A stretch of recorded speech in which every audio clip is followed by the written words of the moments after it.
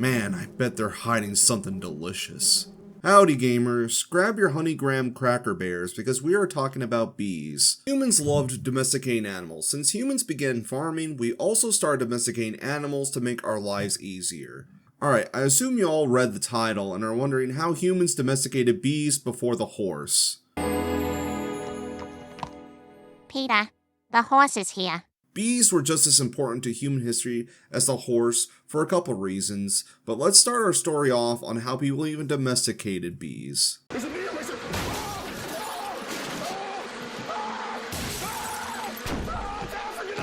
To add context, bees started getting domesticated 10,000 years ago in 6000 BC, and for reference, horses started getting domesticated in 3500 BC. So 6,000 years before the Roman Empire, people were trying to get that liquid gold. Humans would try to make artificial hives out of logs or baskets, with even some of their cave paintings depicting this. But since Egyptians didn't figure out you could use smoke to calm down a beehive, on top of other things, our ancient counterparts relied on the good old-fashioned stick.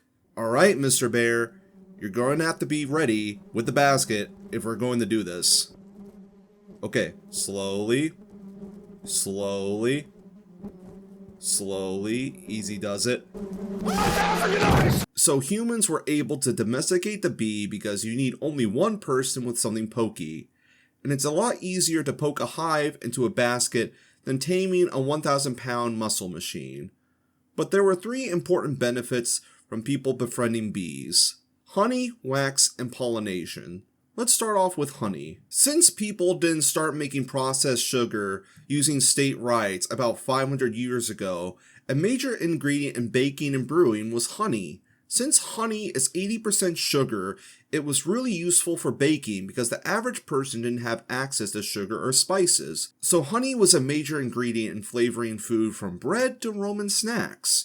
Even the phrase, "the land of milk and honey," was used to refer to prosperity and abundance. But another thing honey was useful for was brewing. The Greeks literally referred to it as ambrosia, or the drink of the gods, since sugar didn't exist yet.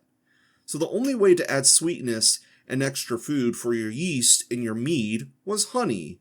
And since alcohol and honey don't go bad, it was an easy way to store calories before winter on top of a town's grains, dried fruit, and dried meats. Nextly, let's talk about wax. Even before the rise of Christianity, candles were an important item for funerals and ceremonies and were often used as a status symbol. Wax even became an important trade good for the Hanseatic League, with the price of wax being way more expensive than honey itself. And since beeswax and candles don't go bad, it was a non-time sensitive good for merchants to transport and sell. Lastly, let's talk about pollination. I'll assume everyone knows what pollination is, but basically as a bee goes to a flower to collect food, pollen from the flower gets stuck to the bee, and when it goes to the next flower, it gets fertilized. But some people highly underestimate this process when it comes to farming. If your village had bees, or was next to a forest with bees, your village's fruit orchards would have a way more abundance of fruit on top of helping all their fruit and vegetables and crops grow faster as well.